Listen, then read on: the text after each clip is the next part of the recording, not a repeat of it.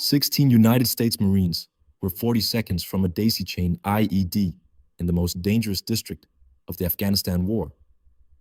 None of them knew it. One man did. Private First Class Ortiz, 19 years old, from El Paso, 8 weeks in country, lowered his rifle slowly. He did not blink for 15 seconds. Later that night, he would open the notebook he kept inside his plate carrier and write 4 sentences he would show nobody for 11 years. What had just happened to him? What had just walked out of the earth and stood 15 meters behind a position his staff sergeant had personally crossed and registered as empty? Had no name in any military training he had received. The Taliban had a name for it. He had heard it once, whispered through a compound wall by a fighter who did not know he was being listened to. Jinn, the spirit, the thing that is there and is not there.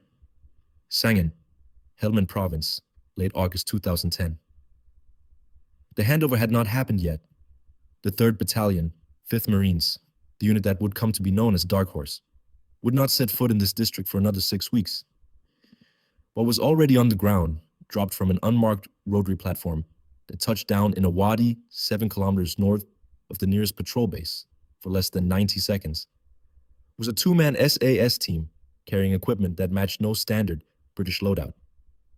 Their task was specific: deny Taliban movement along 3 routes that had been carrying fighters, weapons, and IED components into Sangin.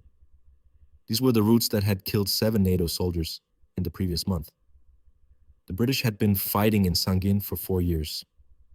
Approximately 106 of their soldiers had been killed in a single district of 1.8 square kilometers, compounds, irrigation ditches, and tree lines, a number that represented roughly a third of every UK death in Afghanistan up to that point. They had handed the district to the 3rd Battalion, 5th Marines on the 20th of September 2010, and walked out. The Marines called the place Hell. Dark Horse would record more than 520 firefights in 7 months. There were 25 killed, around 200 wounded, the bloodiest deployment any single Marine battalion had taken in a decade of war. But 6 weeks before they walked in the weeks when Sangin was still being handed over and the paperwork was still being processed, and nobody in the 3rd Battalion had yet learned which compounds were safe to approach and which ones would kill them, 2 men with British accents and modified DPM camouflage were already on the ground, already watching, and the Taliban had already begun to feel them watching. The sniper could hold a firing position for 9 hours without movement. His spotter knew this with precision because he had timed it the previous winter on a training exercise in Wales. A shallow scrape in horizontal sleet, 9 hours and 11 minutes before the directing staff called it on account of hypothermia risk. The sniper came out, accepted a flask of tea, and asked when the next serial began. The difference between 9 hours and 3 is not physical. Anyone with sufficient fitness can lie still for 3 hours. 9 hours is a decision made so many times it stops feeling like a decision. It is something trained out of the body, the fidget, the shift, the relief of movement, replaced with a quality that has no clean tactical term. Patience is too gentle a word. It is more like the absence of urgency, so thoroughly practiced that the urgency no longer arrives. By late September, fighters who had crossed the northern routes freely for 2 months had stopped crossing them. Compound logs captured later showed Taliban commanders ordering movement restricted to daylight, then canceling night couriers entirely, then issuing a blanket order. Any man entering the upper wadi must travel in groups of no fewer than 6. No one had been shot. No ambush had been sprung. The routes simply became places where men felt they were being watched. And then the men who felt that way stopped going. The Taliban commanders on the radio could not say what was wrong with the northern routes because they did not know. They could only report what their fighters reported, which was a feeling. The fighters whispered it in the compounds. Jinn, the spirit, the thing that is there, even when you cannot see it, cannot locate it, cannot make it stop. 3 weeks after the team inserted, at first light, the staff sergeant of a Marine patrol element was 16 men in a column moving through open ground, its most dangerous district of a dangerous war. 12 meters ahead, beneath the dust, 2 pressure plates wired in series. Enough combined charge to cut the column in half. 3 men would have died in the initial blast. The others would have lost limbs. The geometry of the device had been placed with care. It covered the most natural line of movement between 2 compound walls, the path any trained patrol would instinctively choose for cover. The radio crackled, a voice the staff sergeant did not recognize. British accent, measured, unhurried, as if reporting a weather observation. Stop moving, 12 meters ahead. Pressure plate, don't back up. He stopped, the column stopped. 40 minutes later, explosive ordnance disposal confirmed 2 devices wired together. The staff sergeant filed his after-action report that night. Unknown call sign, possible British Special Forces, 2 devices confirmed. No visual contact established. He requested identification of the unit through normal channels. The reply came back the following morning in a single line. Identification request declined. The voice had belonged to a man who had been operating alone in the northern sector. His spotter had been evacuated 3 days earlier with a leg injury, for 6 weeks before the 3rd Battalion had arrived. He had watched that column moving toward those devices from a position nobody in the patrol had identified or would identify. He had saved 16 Americans without firing a shot, and he would speak to them twice more before any of them ever saw his face. 3 weeks later, daylight. The same staff sergeant holds a blocking position on the eastern edge of the district. Ortiz is with him, a 19-year-old on his first deployment. The radio comes alive, 7 men moving north through the tree line. 300 meters east of your position. Armed. They have not seen you. They will break from the tree line in approximately 40 seconds. There is a gap in your cover at the northern end. Move your eastern fire team 20 meters right before that happens. The fire team moves. 42 seconds later, not 40, the fighters break from the tree line at exactly the position the voice described. The engagement lasts less than 3 minutes. In the silence that follows, the staff sergeant scans every piece of elevated or covered ground visible from his position. He cannot find the source of the transmission. Ortiz scans beside him. Neither of them can locate a man who just guided them through a textbook ambush from a position that does not appear to exist. The staff sergeant turns to find 2 men standing 15 meters behind his position, arising from a shallow depression he had personally crossed and assessed as empty during the approach. British DPM camouflage but modified. Additional fabric sewn into the uniform in irregular shapes that broke the human outline in ways that made the eye slide across and find nothing to settle on. The sniper looked less like a man in camouflage than like a section of ground that had decided to stand up. His spotter carried his carbine across his chest, loose, unhurried, as if they had stepped out of a building rather than out of the earth. The staff sergeant asked how long they had been there. Since before you arrived. I didn't see you.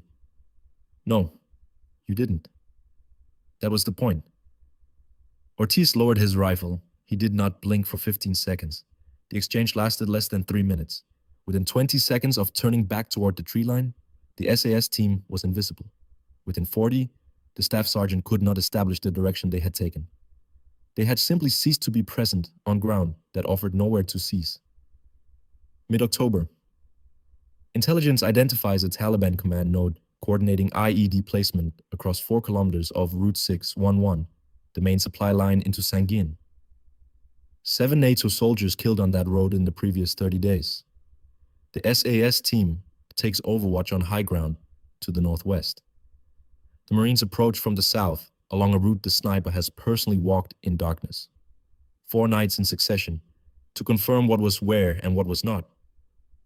The briefing the evening before is the most detailed piece of battlefield intelligence the staff sergeant will receive in 7 months in that district. The sniper describes the guard rotation on the northern wall. It changes at 0320, confirmed across 4 consecutive nights to rule out coincidence. There's a dog in the compound that runs the eastern side only, not the western. There's a section of the western wall where the mud brick has weathered down to a point where it will take a man's weight without crumbling. There are two fighters who sleep in the front room and one who sleeps separately in the back. The one who sleeps separately is the coordinator. These things are known because they were watched systematically over 6 weeks, using every hour of darkness as an asset. The staff sergeant asks how he accounts for the possibility that the guard rotation changes on a given night. That's what the sniper says. I watched it 4 nights in a row to confirm it wasn't coincidence. Most of what looks like observation is just patience that ran long enough. The operation launches at 0400. The guard change comes 2 minutes early. The lead Marine element is still 40 meters short of the southern wall when the new guard takes position on the roof. If he turns and looks down, the operation ends, and the men below it end with it. The sniper picks up the guard in his scope at 840 meters and holds him there for 4 minutes while the Marines close the remaining distance and flatten themselves against the southern wall. 17 meters from the guard's position, directly above. No shot fired. The guard does not turn. No one below makes a sound. When the assault element breaches the compound, the coordinator is asleep in the back room exactly where the sniper said he would be. He is taken alive. The network goes dark within 72 hours. Intelligence confirms 3 weeks later that he never returns to the district. The road that had killed 7 NATO soldiers in a month killed none in the next 6. The vehicle gunner who watched the SAS team move away into the darkness afterward was not given too easy praise. He had been in Helmand for 4 months and had seen what the Marine Corps produced at its best. He chose his words with care. I grew up thinking we were the best in the world at this. I still think that. But that man does something we don't even have a name for. The Taliban had a name for it. The Marines just hadn't heard it yet. The SAS team's 6 weeks in Sangin do not appear in any open source operational record. The British Ministry of Defence does not confirm UK Special Forces operations. It did not then, and it does not now, and there is no expectation that it ever will. The Marines who lived because of that team filed the paperwork they were permitted to file and left the remainder in the kind of silence that tends to follow men home from places like Sangin. What the sniper did in those 6 weeks is not easily measured in conventional military accounting. The metric is not rounds fired. He fired none that anyone confirmed. It is not territory taken or held. The measure of his work was negative space. The routes that went quiet, the couriers that stopped moving, the IED that sat undetonated beneath 12 meters of open ground until EOD arrived. The thing that did not happen because of the thing nobody saw. The cost of that work is its own separate accounting. 9 hours in a scrape deciding 11,000 times in a row not to move. 6 weeks without a fixed base, carrying exactly what you can carry. Eating what you plan to eat, and nothing more because there is nothing more. Watching a guard rotate through a compound gate for 4 consecutive nights, and turning that observation into a briefing that saves 12 lives. Training something out of yourself, the reflex toward movement, toward comfort, toward the sound of another human voice, that most people spend their whole lives keeping intact. Some men come back from that intact. Some come back only part of the way. The empty route was the result. The empty man was sometimes the price. In 2021, Private Ortiz, no longer private, no longer 19, sitting in a Veterans Affairs office in a city a long way from Sangin, read the 4 sentences from his notebook aloud to a counselor for the first time. He had carried them for 11 years without showing them to anyone. He started with the line he had written last. I didn't see him. The Taliban didn't either. They had a word for him I only heard once. Jinn. The spirit. The thing that is there and is not there. 16 Marines went home because a man none of them had seen decided that the ground itself would do the watching. He was right. There is a type of soldier the military produces in small numbers and at significant cost, who becomes genuinely difficult to account for in the language of capability assessments or readiness reports. The metrics that describe a unit's strength, firepower, mobility, communications, logistical reach were not designed to capture what a single man can produce over 6 weeks of disciplined silence in a district where every conventional measurement says the situation is already lost. The regiment had been in Afghanistan continuously since October 2001, not on rotating deployments with recovery periods between tours, continuously, in the way that produces the kind of knowledge that cannot be replicated through compressed pre-deployment training or technology substitution, or any number of additional resources. 2 unbroken years of accumulated understanding about how this specific enemy moved, where they felt safe, which routes they trusted, which hours they preferred, which behaviors changed when they felt watched, and which ones they could not change because the operational requirement outweighed the fear. That knowledge had been deposited in the regiment the way knowledge deposits itself in any institution that pays full attention over a long enough period. It lived in the NCOs and the senior troopers, transferred through proximity and repetition, and shared operational experience. It was not in any manual. You could not shortcut to it. A 6-week pre-deployment package could not produce a man who understood Helmand the way those 2 soldiers understood it when they stepped off that platform in late August 2010.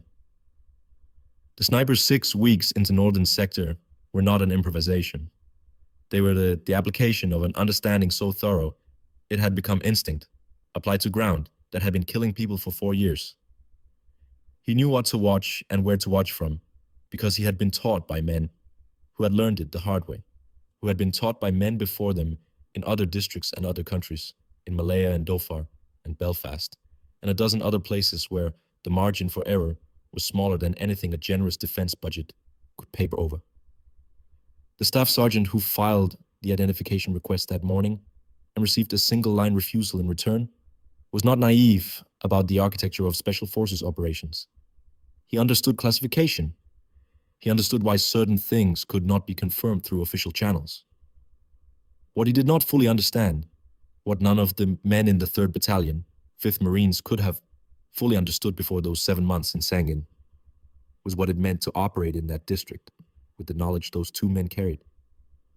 The Dark Horse Battalion fought Sangin hard and well, and took casualties that would mark the unit for a generation. They learned the district through contact, through engagement, through the accumulated violence of 520 firefights, through watching where the IEDs were buried and which walls offered real cover and which offered only the appearance of it. They learned it the way soldiers learn most things in combat, from the enemy, at cost, in the present tense. The SAS team had been learning it through the back of a rangefinder for 6 weeks before the first Marine set foot in the district. The difference between those 2 forms of knowledge is not a criticism of the Marines, who were among the finest infantry soldiers of their generation. It is simply a description of what 2 years of unbroken presence in a country produces into people who maintain it. The sniper who held that guard in his scope for 4 minutes at 840 meters in the dark was not making a calculation. He was drawing on 6 weeks of watching that compound, knowing how that guard stood and where he habitually looked and how long the pause was before his head began to turn. He was working from knowledge so specific, it was practically biographical. He held because he knew. There is no other explanation that accounts for the outcome. The word jinn does not translate cleanly into English and was not meant to. The concept in Pashtun tradition describes something that exists between visible and invisible, between present and absent, a category of existence for things that affect the world without being locatable within it. It is not precisely a ghost in the Western sense. It is more like the awareness of a presence that cannot be confirmed by any of the senses, but whose effects are undeniable. The Taliban fighters who stopped crossing the northern routes did not stop because they had been engaged. They stopped because the routes felt wrong in a way they could not identify or report upward or solve. Their commanders, practical men accustomed to assessing risk from observable information, received the reports that amounted to, "Something is there that we cannot find," and the men who feel it are unwilling to move. The commanders issued orders based on the fear rather than its source, because the source was not available. It had no observable signature. That was the work, not the IED save. Those 16 Americans went home because of it. Not the ambush guidance, though it was textbook. Not even the compound operation, though a network went dark and a road stopped killing people. The central work was the 6 weeks prior, the deliberate accumulation of presence in ground that the enemy had considered theirs, the systematic erosion of their certainty about what they controlled and where they were safe. That work produced no confirmed kills, generated no contact reports, and required no resupply beyond what 2 men could carry for 4 days at a time.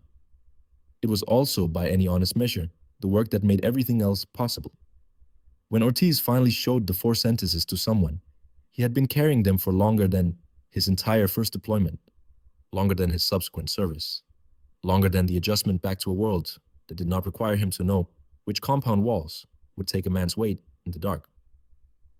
The counselor to whom he read them did not know Sangin or the 3rd Battalion or the specific geography of Route 611. She knew only what she could hear in the way he read them.